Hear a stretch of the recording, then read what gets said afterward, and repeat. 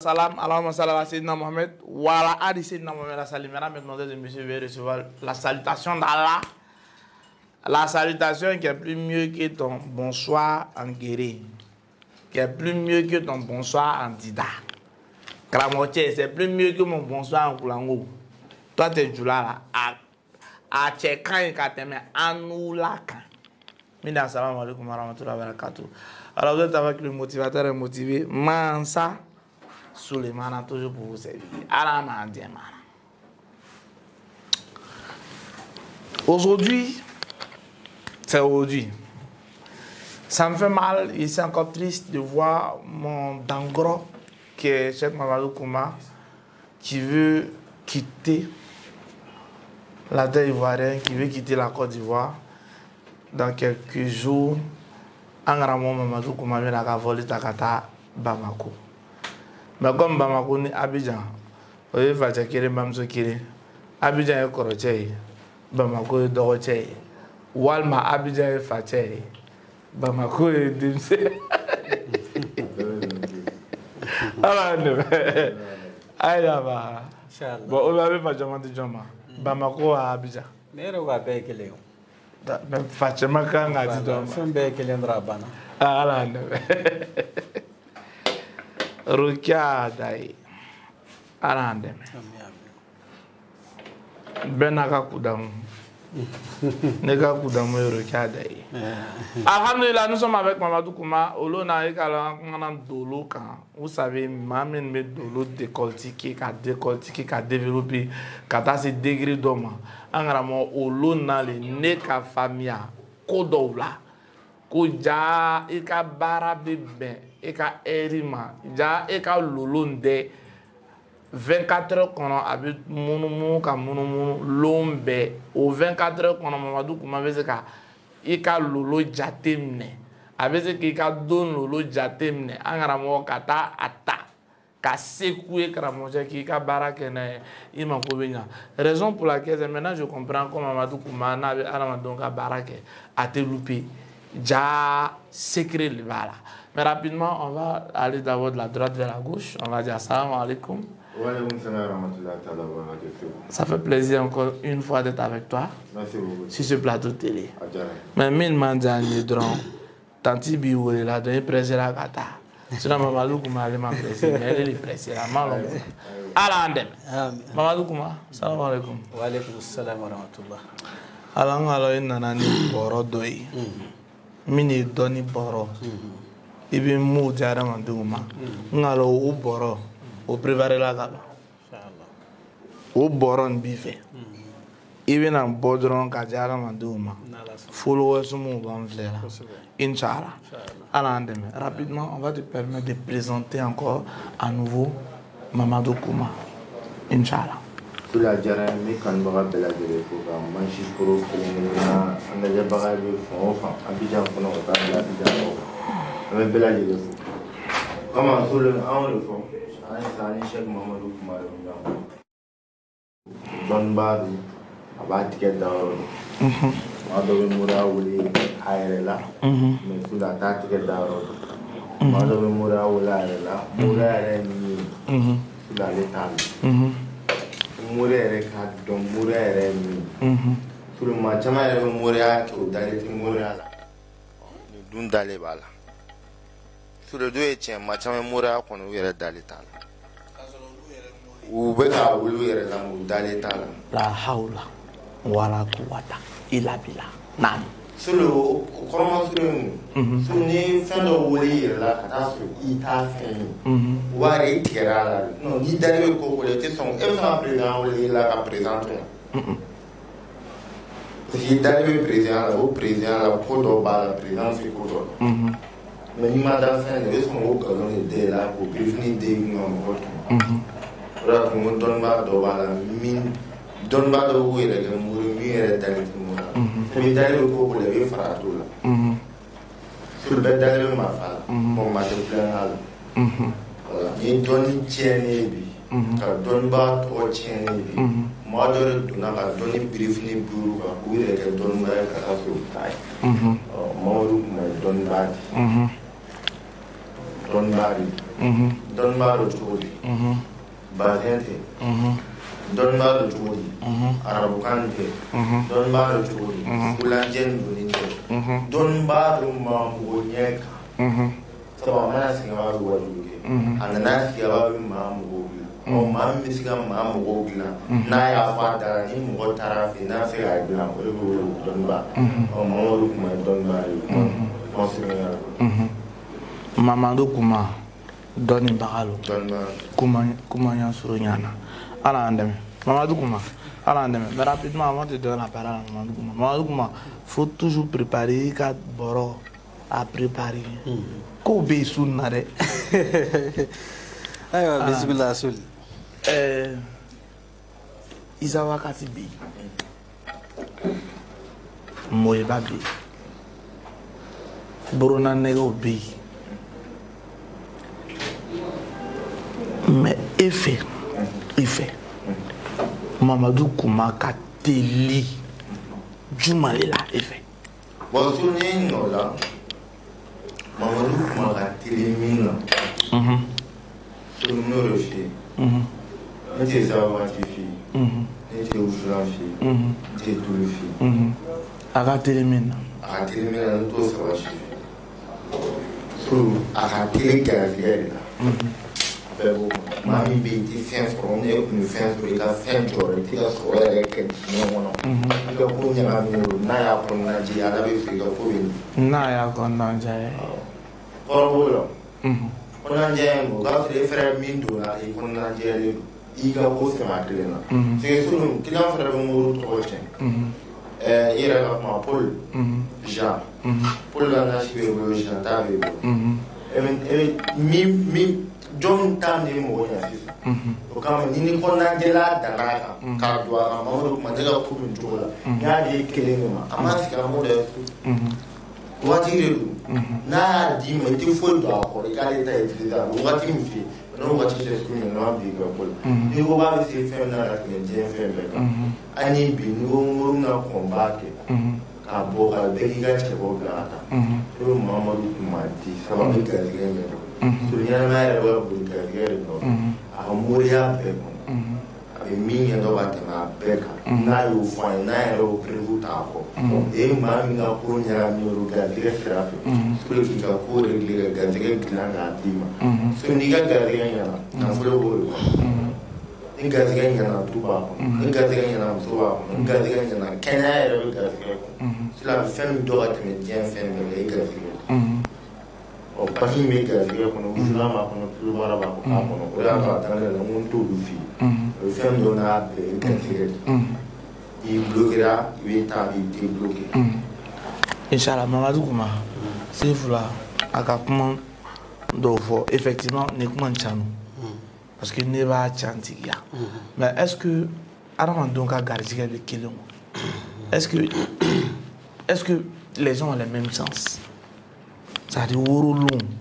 est-ce que bɛɛ bɛ na ni garijɛgɛ kelen ye alhamdulillah wassalatu wassalamu ala rasulillah wa ala alihi al-athhar wa sahabatihi al-aqyar wa ba'du assalamu alaikum wa rahmatullahi ta'ala wa barakatuh wa alaikum salam wa rahmatullahi wa barakatuh sul fleba ani lamɛba an bɛ bɛɛ fo ni waati na Côte d'Ivoire kɔnɔ ani diɲɛ fantan naani bɛɛ lajɛlen fo ka taa se an ka jamana ma n'o ye ba Maliba ye alhamdulillah an tɛ kuma jan i ye mun ɲininkali kɛ est ce que mɔgɔ bɛɛ lajɛlen ye garisɛgɛtigi ye wa an b'a f'i ye non mɔgɔ bɛɛ tɛ garisɛgɛtigi ye garisɛgɛtigi ye mɔgɔ dɔw de ye jamana et puis garisɛgɛ fana ye étape de ye ɲɛnamaya la mɔgɔ fɛn o fɛn min bɛ yen i b'a sɔrɔ bɛɛ bɛ ko dɔ dɔn mais bɛɛ bɛ da i ka niveau de la donc garisɛgɛ fana bɛ ten garisɛgɛw ka bon ɲɔgɔn ye ka taa ala y'o de fɔ kuranɛ kɔnɔ a ko daba fosi tɛ dugukolo kan f'i k'a sɔrɔ o garisɛgɛ dili a ma o kɛra ale ala ka wajibi ye donc garisɛgɛ bɛɛ tilalen don a ye dɔ di bɛɛ ma ala y'o kɛ bɛɛ bɛ dɔ sɔrɔ garisɛgɛ la mais e yɛrɛ mago b'a la n ka kɛ fɛntigi ye ou bien tɔgɔ ka fɔ fɛntigiya la ou bien n ka kɛ nin ye n ka kɛ nin ye tan kɛcogo de b'o la Ala bolo et puis Ala ye dɔw ta kɛ kususiya ye o ye arabukan ye quoi k'a kɛrɛnkɛrɛn c'est à dire morinasi tɛ saraka tɛ o ye dancogo de ye e bɛ kɛ fɛntigi ye siga foyi t'a la dɔ bɛ yen Ala ye kususiya k'a tigi ye mais a ye wagati de sɛbɛn a na i bɛ kɛ fɛntigi ye i san 25 mais i bɛ san 40 dafa a bɛ jɔ ou bien i b'a daminɛ san 40 f'i sitɔ laban garisɛgɛ t'i jɔ tugun nin bɛɛ ye garisɛgɛ taga sira dɔ de ye o de la Ala ye mɔgɔ mɔgɔ sɔn yɔrɔ an bɛ fɛn dɔ fɔ ne delila ka f'i ka plateau kan yan Ala ye mɔgɔ mɔgɔ sɔn ko dɔ de la i b'a sɔrɔ a ye wagati dɔ de sɛbɛn a la a ye nabi ɲuman fɛn fɛn kɛ nabi ɲuman ye a ye wagati dɔ k'a la mais nabi ɲuman fanba minnu dɔnnen don a bɛɛ ka nabi ɲuman confirmé na san 40 ka sɔrɔ ka bila ci la donc a ka ca Ala fɛ n'a bɛ fɛ ka hɛrɛba kɛ jɔn minnu ye a caman bɛna daminɛ san 40 i b'a sɔrɔ i bɛ sɔrɔ minnu kɛ denmisɛnninya kɔnɔ ka na k'a daminɛ san 25 ka na se san 30 san 35 ninnu na o tɛ jate sɔrɔ yɛrɛ belebeleba ye fɔlɔ o kɔfɛ i bɛna sɔrɔ minnu kɛ i b'a sɔrɔ o bɛ kɛ sɔrɔ belebelebaw de ye munna Ala bɛ fɛ ka maa minnu kɛ nafolotigibaw ye mais i ka kuma ɲininkali ye ko kelen dɔrɔn de ye est ce que yalima bɛɛ bɛ kɛ garisɛgɛtigi ye wa an b'a f'i ye non bɛɛ tɛ kɛ garisɛgɛtigi ye n'a sɔrɔ ɲininkali min bɛ o kɔfɛ i b'o fɔ d'accord i k'o décortiquer ka ɲɛ o diyara n ye mais an bɛ na tuguni kɔfɛ dɔɔni misaliya la ten Maram wurula Brema wurula Musa wurula Aziz wurula Fanta wurula Kurutum wurula o bɛɛ wurula jeudi dans la même période walima an b'a fɔ jeudi sa est-ce que ninnu bɛɛ lajɛlen o ka garijɛgɛ bɛ kelen denmisɛnninya la c'est à dire woro o worola ni garijɛgɛ min ye est-ce que lolo la o bɛɛ lajɛlen ka garijɛgɛ identique quoi c'est à dire est-ce que o ka garijɛgɛ bɛ kelen wa n bɛ fɛ k'o de fɔ faamuya ça dépend i n'a fɔ par exemple bi kun ye mercredi ye den minnu wolola bi i b'a sɔrɔ a bɛɛ bɛ mercredi dolo sɔrɔ mais a si ni si ka ko tɛ kɛ kelen ye munna heure de b'u bɔ ɲɔgɔn na dɔw bɛ bɛn ɲɔgɔn ma heure kelen i b'a sɔrɔ olu ka ko bɛ tali kɛ ɲɔgɔn na mais dɔw ka ko tɛ bɛn ɲɔgɔn ma heure kelen kɔnɔna na parce que dolo yɔrɔ n y'a f'i ye dolo 7 in 24 heures kɔnɔ a bɛɛ bɛ donko 3 kɛ et puis heure o heure dolo dɔ fana bɛ na heure o heure dɔ bɛ na muso 2 bɛ se ka tin daminɛ sisan dɔ bɛ se ka heure 2 kɛ tin na dɔ ta a tɛ 40 minutes sɔrɔ a b'a yɛrɛ sɔrɔ bon olu tɛ se ka jigin ka bɛn dolo kelen ma mais u bɛɛ bɛ se ka jigin ka bɛn comme bi kun ye mercredi ye mercredi dolo ye masaya daminɛ surɔ 6h50 dɔɔni b'a sanfɛ fo ka taa se su in na ta ma donc déjà u bɛɛ b'o dolo ka masaya kɔnɔ fo k'a bɛɛ ye mercredi den ye u bɛɛ bɛ wele don kelen na parce que u bɛɛ ye dolo kelen ka masaya sɔrɔ mais mun de bɛ n'u bɔ ɲɔgɔn na o ye heure in de ye parce que n y'a f'i ye base de bɛ yen mɔgɔ dɔ bɛ se ka wolo don dɔ la sisan c'est comme jeudi jeudi dolo min bɛ masaya min na a dolo ka ɲi trop mais a tant que a dolo tɛ yen i bangena jeudi ka ɲi parce que a dolo ka ɲi mais i ye heure mun sɔrɔ a bɛnna ni dolo min ye o tun tɛ dolo ɲuman ye a bɛ jouer i ka ko kan mais ka sɔrɔ i ye don mun sɔrɔ don ɲuman don mais n'i kun ye don in ka heure sɔrɔ ka bange jeudi ka dolo tɔgɔ ye ko mushtari dɔw b'a fɔ mushtara ka bɛn n'a ye k'a sɔrɔ a bɛ heure la direct o y'a kɛlen ka ɲɔgɔn sɔrɔ mɔgɔ min b'o sɔrɔ o fɛnɛ man ca est ce que i y'a faamuya donc gɛrisɛgɛ heure de b'a dama na ni i bɛnna n'o ye hali n'aw mɔgɔ 10 don n'aw bɛɛ sera ka wolo heure kelen a kɔnɔna na a bɛɛ bɛ jate dolo kelen mais i b'a sɔrɔ hali n'i y'a ta k'a lajɛ a b'a di k'a fɔ a bɛɛ ye nin don ye mais i b'a sɔrɔ heure de b'aw ka ko kɛcogow bɔ ɲɔgɔn na an n'an dɛmɛ o kɔrɔ de ko garijɛgɛ tɛ na cogo kelen na wari fana tɛ na cogo kelen na bɛɛ n'a ta na maintenant sisan misaliya la ni ne bɛ fɛ ten n wurula jeudi walima n wurula mercredi comme an bɛ mercredi de la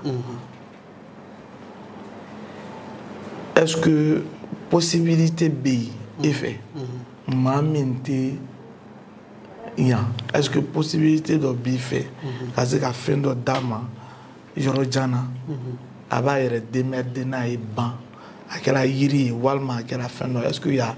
cette possibilité là si oui il y a quelque chose à dire sinon il y a une autre chose aussi à dire et comment fla de fo mo mu bangina jeudi oye adamana kuma mo be kofé est-ce qu'il bisa ka fin do dama aka ko bloquer les pour que aka déblocage soro il y a une wakati do tché ça fait 2 ne mo ko bala e bi fait jimende e bi fait ka jimende on va laisser la première question d'abord on va laisser la deuxième OK donc mo mu be na bangina jeudi e bi fait ka yiningali ke muna ko ko la parce que olo na ni manfli anga jeudi décortiqué ka vendredi décortiqué moi j'ai dit de onko olo ma c'est ka famille akanya parce que y a des personnes ne ko la mais olo ko ko lu bangi la jeudi mais fanga be nyinu ko koti ka zoro ko jeudi de kai c'est ça yoro do debe fo moko ka famia ka fo ko jeudi den kan dorete jeudi dolo no fala de kolo parce que nya fie dolo wolo vlain a be mai dolo wolo vlain na sabakan sabamai kelen klale do party fly c'est comme bi mercredi dolo bi masaya mina shuro ka se fo bi shuina 6h ma ale party fly a fla be se ka nya kono ni ka nyuma ka la se ka resi ni ka jugma ka se ka resi o ale dolo kelen ne bi ni nyogo chale be flotter suno doina dolo to woro la sabakan sabamai sabamu mai jugma ba fla bala est-ce qu'il y a famille mu fena kan nyuma nuna nyuma ba fla bala o de dolo jume o e jeudi ani juma do dolo juma dolo ale sa edo tamuye aka nyuma ya dafa me wati be na do na ka la dra bi nyuma ya kono jeudi dolo na ba ka kono toujours abi nyuma ya kono na ale ti boa chokola quoi est-ce qu'il y a famille bon si ça mo mo bangina jeudi c'est comme jeudi dolo masaya abada mina 6h de mo ba fo ko jeudi dolo kan ni oro de parce que fin do be ni i wolola ka ben a wati konna ma i ba soro hal ni ma erin soro a fora ko nyemu bi dolo en konna na i bo santi i ka nyena mayala nta do ni be ka bamana kan fa i ba santi ka fo ne jeudi don soro parce que dolo nyuma ba kono mais pour que munu ko lu fantanya bi ni ko faka u se ka bangi jeudi mais i ba soro u ka dolo bi se ka ta be na hisu do de ma mu mai fio mu ma to bi se ka fantanya soro et puis faut mo ko ka don munu be et puis munu bangi na jeudi fantanya bitla ka ta claro damodo mboro ka mu fi abo chogo de la mo ko do be aka ko damine ka tili atilla ba dota damine ka suma o fene abise chamanche la abina fanga soro do ere tabbe here do tabbe bloquer le do faka deme aka daele mais mo do de be ni uga dolo la je ba do atiki bangina ka beni dolo ma ka soro ni dolo be erla chogo shila tika ke fentiki mais geleya mun ba ka abise ka lafiya chogo di iba soro lafiya abise ka damina ko damadola aka nyana maya saraka foli aye dolo serafe aflana ani ka bara foy aka nga bara mu ke nyena maya kono na abse ka dondoni soro ola o nye foli atiki abse ka lafiya soro ni flade voilà o de la ka fo ko bangina jeudi do dolo kan no o ta to ki bse ka ke fentiki fo mo ko famia dolo nyuma bi ye jeudi dolo di ato wole lindo jeudi de la mais ka fo ko e wolola o jeudi kele fena ko ba to ki be ke na folo tiki no ano tikele so juma do dolo mu bi wole juma to na no e zaharai ni bangina ka be am bse ka ke dawla tiki bse ka ke c'est-à-dire bse ka ke fin be hali bse ka ke présent parce que ali be dawla tiki ya do di mais ka fo ko bangina juma fena ko bina se ka to ko e bse ka ke dawla tiki bien présent bien joro batiki non faut ka soro ya eru de soro est-ce qu'il y a famille et puis a nous fene ke chogo de bala ndela ka fo inyana mo do be n'i ye kalo ta sa kalo bɛ tila yɔrɔ 3 de kalo ye tile 30 de kalo tile 10 fɔlɔ tile 10 filanan tile 10 sabanan den o den bɛ bange ni 3 kɔnɔna na n'u si ni si ka ko kɛcogo tɛ kelen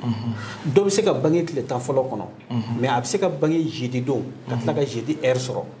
ani mɔgɔ min fana bɛna bange tile 10 filanan kɔnɔ jeudi ka tila ka jeudi heure sɔrɔ n'u ka ko kɛcogo tɛ kelen ani mun bɛna bange tile 10 sabanan ka jeudi ka tila ka jeudi heure sɔrɔ olu tɛ kelen munna parce que burujuw fana de bɛ ko bɔ ɲɔgɔn na burujuw tɛ kelen ye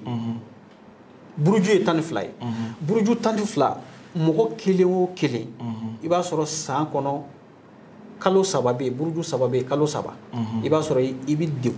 i ka dolo bɛ don nɔgɔ la o 3 la est-ce que i y'a faamuya i b'a sɔrɔ buruju min bɛ yen o waati i ye heure ɲuman sɔrɔ i ye fɛn bɛɛ sɔrɔ mais nin waati in ye e yɛrɛ de ka buruju ka bin ni waati ye par exemple i bɛ se ka bange jeudi ka bɛn jeudi heure ma mais buruju min bɛ masaya la nin waati nin na o tɛ buruju ɲuman ye wa o buruju fana tɛ ka waati ɲuman ye o bɛ jouer kan donc nin différence de bɛ yen c'est comme n'a kuma fɔra mɔgɔw bɛ se k'a faamu cogo min na dɔrɔn dakuruɲɛ kelen n wolola jeudi o t'a to k'i bɛ kɛ fɛntigi ye non jeudi ka wolo jeudi a bɛ dépend de an ye mun fɔ ka bɛn i bɛ se ka kɛ fɛntigi ye fana a la i bɛ se ka kɛ fɛntigi a la n'i y'i ka heure sɔrɔ ka tila k'a sɔrɔ i ka waati bɛ a ka kunnadiya waati la o waati bɛ fɛn sɔrɔ su la an bɛ fɛn dɔ fɔ bɛɛ bɛ boli fɛn dɔ nɔfɛ n'a tigi cayara dɔrɔn mɔgɔw b'u lafiɲɛ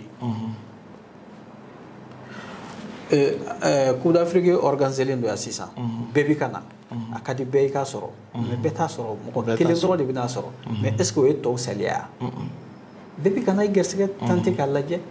voilà ɲɛnamaya la nafolotigi tɛ kɛ bɛɛ ye ni ala yɛrɛ y'o kɛ bɛɛ dɔrɔn diɲɛ bɛ tiɲɛ parce que ni bɛɛ ko k'i b'i sago kɛ ɲɔgɔn fɛ dɔrɔn non an bɛ dugukolo yɛrɛ de an b'a tila de bɛɛ tɛ se ka kɛ fɛn ye ɲɔgɔn fɛ mais bɛɛ bɛ se ka lafiya o ye dolo kuma de quoi dolo ka laɲini k'a fɔ bɛɛ bɛ se ka lafiya toujours min misaliya kelen dɔrɔn de d'i ma la c'est comme ni quartier maire k'a fɔ ne ka nin quartier in sukaro ka gɛlɛn a kilo ye 400 de mais n bɛna 200 bɔ a la quartier bɛɛ ma lafiya sɔrɔ bon ni dolotigi ye dolo lajɛ dɔrɔn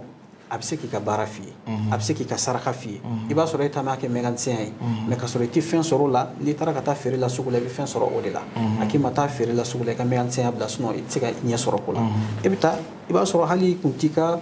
n'i ye bi ta sɔrɔ sini b'a kɛ cogo di i bɛ ten de. mais est-ce que esprit maléfique ou finmamɔgɔw esprit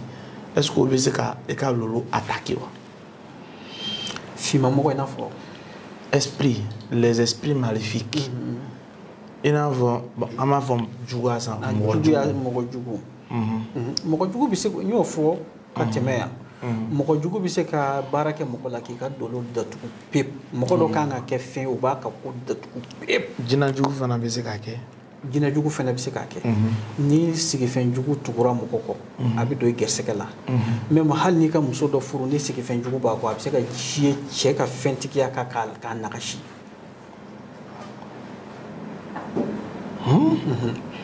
i tun ye fɛntigi de yanni i bɛ muso dɔ ta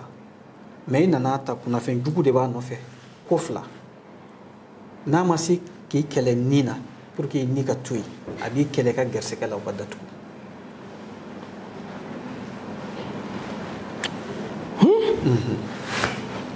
ala an kisi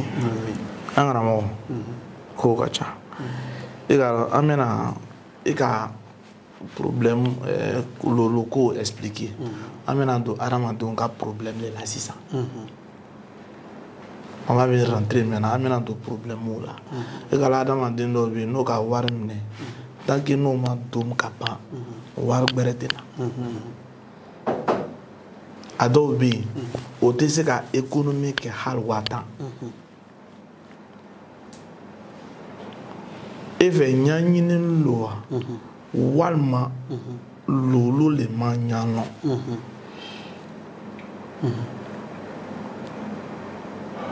e fɛ juma de bɛ nin kɛ ne bolo o ye dolo ɲɛdɔnbaliya de ye parce que adamaden a tant que i bɛ baara dɔ la dɔnnibagaw yɛrɛ b'a fɔ mɔgɔ ye minnu bɛ ko dɔn u b'a fɔ karisa tant que i bɛ nin baara la i mana wari sɔrɔ cogo cogo i bolola wari cayalen ye nin hakɛ ye fo n'o donna ka ban sinon i tɛ se ka fɛn wɛrɛ sɔrɔ a tant que i bɛ nin baara in na dolo de b'a kɛ bon dolo ɲɛdɔnbaliya b'a to mɔgɔ yɛrɛ bi datugu pep i ka garisɛgɛ sira kan ni nin sira ye parce que i b'a sɔrɔ i bi baara dɔ la ko in problème fanba ye baara ko de mɔgɔw ka baara ɲɛdɔnbaliya n bi filanan mun fɔ ka fara kan ani muso parce que alakira ye fɛn saba fɔ alayhi salatu wasalam u y'a ɲininka ko est ce que tere bɛ yen wa a ko awɔ ko tere bɛ yen n'a ma ɲɛ k'a bɛ kɛ a ye fɛn saba fɔ a ko bolimafɛn ko wagati y'a sɔrɔ so de ye bolimafɛn o y'o tɔgɔ ta hadisa in kɔnɔ quoi a ko bolimafɛn ani du ani muso so ne fila de bɛ fɛntigi lanɔgɔ n'i ye muso dɔ ta mun dolo ti bɛn i ma ou bien i ye muso dɔ ta kunnafɛn b'a kun ou bien i ye muso dɔ ta muso teretɔ don n'i ye fɛntigi ye n'i ka fɛn banna ala fo parce que muso teretɔ dɔ bɛ yen n'i y'a ta a b'i ka fɛn ba a b'i fa muso dɔw bɛ yen olu tɛ se ka dan cɛ kelen ma u bɛ cɛ kelen kunnasigi kɛ ka fila kɛ ka saba kɛ fo naaninan n'o de bɛ se ka kɔrɔ ni ɲɔgɔn ye sinon tɔ bɛɛ bɛ sa an karamɔgɔ ni juguya bɛ adamaden dɔ la juguya parce que an bɛ farafinna c'est vrai loloko ye tiɲɛ ye mais juguya fana ye tiɲɛ ye dabali jugu loloko c'est à dire ka se k'i lanɔgɔ n'o ɲɔgɔnna comme i k'a fɔ ɲami ma mardi ni mɔgɔ min bɛ fɛ k'i ɲaɲini n'a k'i a magala i la mardi non n'a magara i la mardi tɛ dɛ n'a ka mardi dolo de ɲini awɔ sisan misaliya la maa o ka maa dɔ sɔrɔ a la dabali kɛra adamaden dɔ la k'a mako sa bon n'a tigi bɛ o problème na est-ce que dɛmɛburu bɛ a fɛ i fɛ wa alhamdulillah i ye nin mun fɔ ko ninnu problème fanba de bɛ yan komi an bɛ ka dɔn in décortiquer pour que mɔgɔw bɛ se k'u yɛrɛ sɔrɔ dabaliko y'a damana minɛn dɔ de ye anw ka société kɔnɔ bi mun cɛ ka jugu kosɛbɛ mɔgɔ bɛ yen bi n'i ye fɛn sɔrɔ bi o t'a bannen ye dɛ i b'i jɛ k'i yɛrɛ sɔrɔ fɛnɛ yɛrɛ sɔrɔ tɛ dɔwɛrɛ i yɛrɛ ɲini dɔrɔn i bɛ se ka tila u la cogo di n'i ka fɛn ye parce que i yɛrɛ bolo ko i ko tɛ mɔgɔ min kɔnɔ i b'a sɔrɔ o yɛrɛ de bɛ k'i ka ko ɲɛɲini et puis foyi man jugu fɛntigi ma a ka fɛn sɔrɔ fɛn ka tiɲɛ o bɛ fa don a la quoi hali a sɔrɔbaliya fɛnɛ ka fisa kuma dɔ ka tɛmɛ donc an ka solution in ɲaaminen don ne de bi mɔgɔ bɛ yen n'i bɛ fɛn sɔrɔ bi i b'a sɔrɔ ɲɛɲinibaga jugu bɛ wuli kɔ a ka kɛ balima sira ye a ka kɛ jɛɲɔgɔn sira ye a sira ka ca quoi hali a ka kɛ baara ɲɔgɔn sira ye i b'a sɔrɔ a bɛ wuli ka se ka dabali jugu kɛ pour que i ye sɔrɔ mun kɛ a bɛ se ka sɔrɔ in nagasi cogo min na bon solution b'a la parce que mɔgɔ dɔw bɛ yen olu ka dabali k'u bɔ dabali kɔnɔ o de tɛ se ka kɛ ni kodɔn de tɛ o tɛ se ka kɛ ni kodɔn tɛ quoi parce que ni mɔgɔ mun dabalila mɔgɔ mun y'a dabali a y'a dabali ni fɛn sugu minnu ye dɔw ka dabali bɛ komi n'a fɔ gabakuru de n'i ye gabakuru ta i yɛrɛ kɔni ɲɛ b'a la i tɛgɛ kɔnɔ mais n'i y'a fili ka taa a bɛ ji la ka ban c'est fini i kɔni b'a dɔn a binna ji la mais a bɛ yɔrɔ o yɔrɔ i t'a dɔn tuguni ni mɔgɔ dɔw ye dabali k'i la dɔrɔn o y'a bannen fo olu yɛrɛ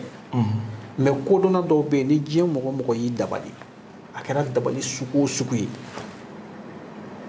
u y'a siri ni fu mun ye n'i nana ko d'olu ma u b'a fu fɔni ka bɔ a la i b'i yɛrɛ sɔrɔ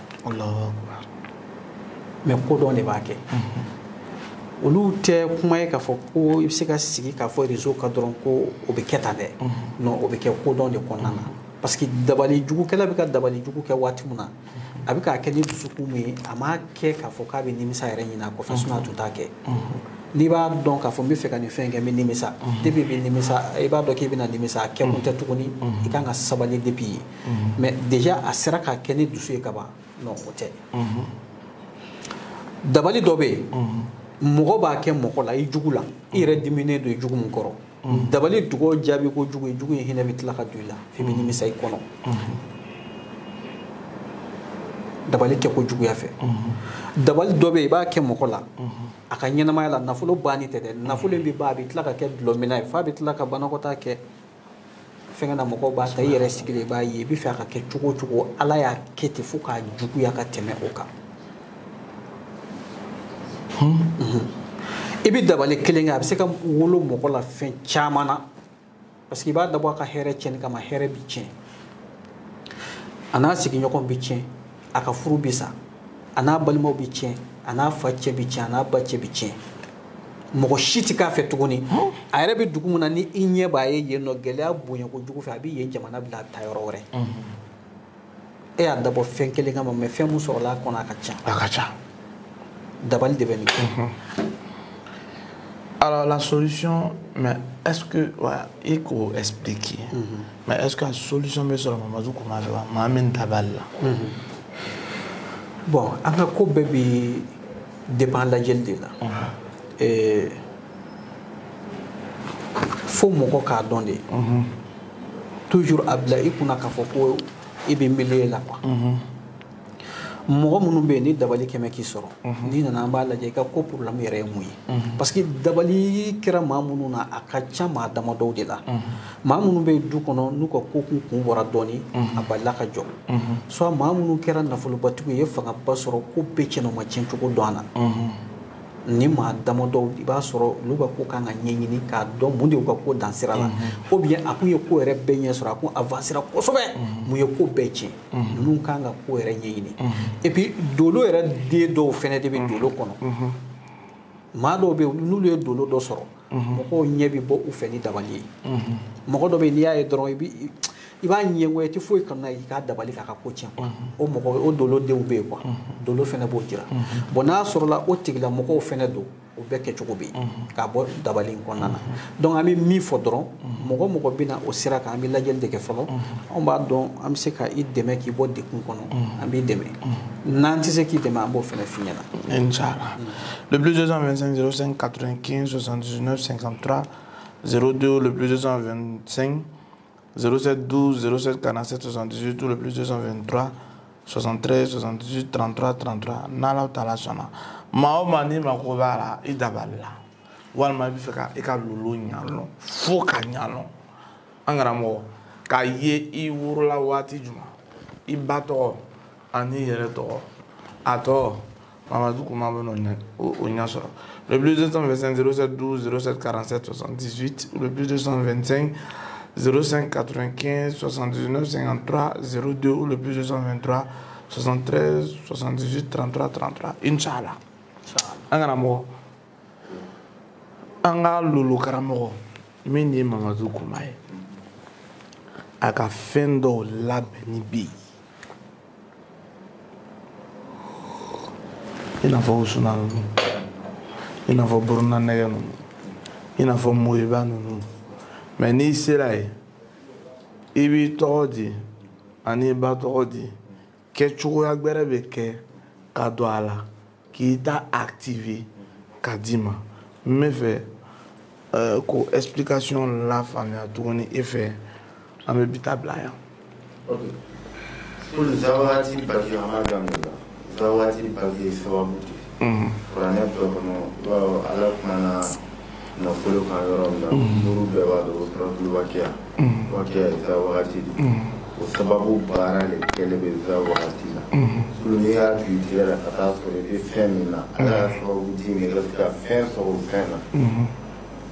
yɔrɔ n'a fɔ ne ye journaliste ye a ka ye nafa dɔ de bɛ journaliste ya la sɔrɔ dɔ de laɲini b'a a la a ka ye i k'o sɔrɔ de kɛ o kɔnɔ n'i ye commerçant ye i mɔgɔ bali ka ko ka ja i ka se ka fɛn sɔrɔ fɛn mɔgɔ bɛ sɔrɔ tu waati baki n'a b'i tigɛ la su ye relation min sɔrɔ ala bɛ sɔrɔ ala bɛ garisɛgɛ ɲɛnama di o kɔfɛ wusulan fɛnɛ filɛ nin kɔni k'a wusu 8 heures ka t'i ka feerekɛyɔrɔ la yan 8 heures cɛ ka jaabi i taara tɛrɛ yɔrɔ min b'a e yɛrɛ y'o kɛ ka kuma t'o kɔ n'i b'a dawula ka se ka dawula d'i ma maaw ka se k'i kanu i bɛ baara min na maaw ka se ka ɲɛw b'i fɛ i bɛ ko min na maaw ka se k'i kanu ka marché d'i ma maaw ka se k'i kanu k'i sɔn fɛn m'o kɔ ye mun Inch'Allah an ma bɔ antenne na fiyewu mais e k'a dɔn tubabu jamana mɔgɔw bɛ yen neige bɛ ɲini k'o mantimi o mako bɛ papier la est-ce que i b'o baara kɛ ani mɔgɔ min mako bɛ visa la ka taa Europe la est-ce que o baara i b'o kɛ. Alhamdulillah an bɛ o baaraw kɛ mɔgɔ minnu mago bɛ papier la depuis waati jan u ma se ka papier sɔrɔ dɔw bɛ i b'a sɔrɔ u bɛ san 10 bɔ u ma papier sɔrɔ dɔw ta san 5 dɔw ta san 7 dɔw ta san 6 u ma ɲɛ sɔrɔ papier ko la bon ni kumana an fɛ papier ko bɛ dibi min kɔnɔ an b'o ɲɛfɔ i ɲɛna a bɛ se ka sɔrɔ cogo min na an b'o saraka f'i ye a bɛ se ka sɔrɔ ni ala deli min n'o b'a to a sira bɛ dayɛlɛ an b'o fɛnɛ f'i ye i bɛna se ka sababu mun fɛnɛ sɔrɔ mun bɛ i dɛmɛ k'i ka papier ko démarche kɛ a sira bɛ se ka teliya cogo min na an b'o fɛnɛ f'i ye inchallah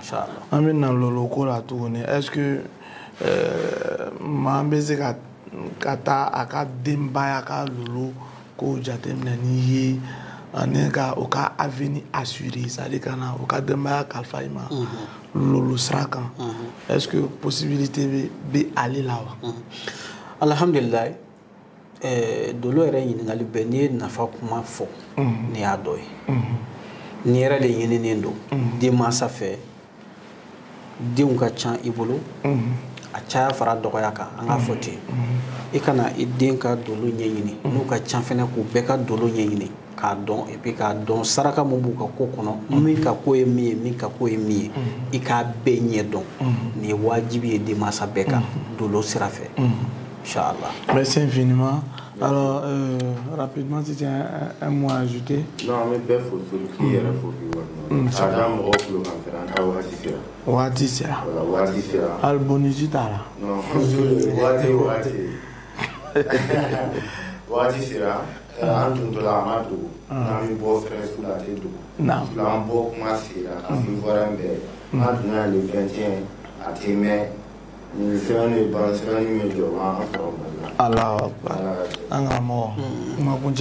Alhamdulillah an bɛ ivoirien bɛɛ fo lamɛnbaa ni lajɛbaa ka hɛrɛ ni ka baarakɛlaw fo ka segin sen fila ka kuma kan dɔrɔn an segin waati sera Mali la an bɔra k'a fɔ émission tɛmɛnen toujours an bɛ segin a kan mɔgɔ mɔgɔ ka mago bɛ yen ou bien fɛn b'a ni min cɛ ka bɛɛ ladɔnniya k'a fɔ an segin waati sera Mali la an donna cogo min na bɛɛ y'a dɔn n'an bɛ bɔ bɛɛ bɛ bɔ a kalama inchallah. Merci infiniment.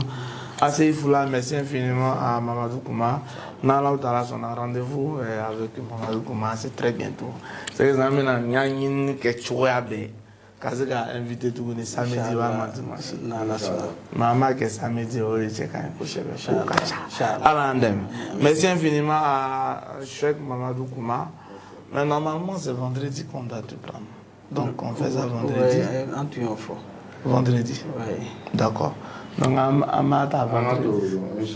Inch'Allah. Merci infiniment à toute l'équipe de Magic Pro, Ismaël Adaï, Ismaël Garçon élégant. Roka Adaï, Prince, merci Monument Vivant, Borebo, merci infiniment au robot programmé. Merci à Mariam la princesse, merci à Fofana, merci à professeur Bamba, merci à Meïté et merci à toute l'équipe de Magic Pro. Nala Utara Sona, Amekra Mochef Fanafo, dans tes volumes. Amanyina Ahmed Touré TikTok. Kavama, Inch'Allah, rendez-vous avec Cheikh Mamadou Kouma le vendredi, même programme. Assalamu alaikum wa rahmatullahi wa barakatuh.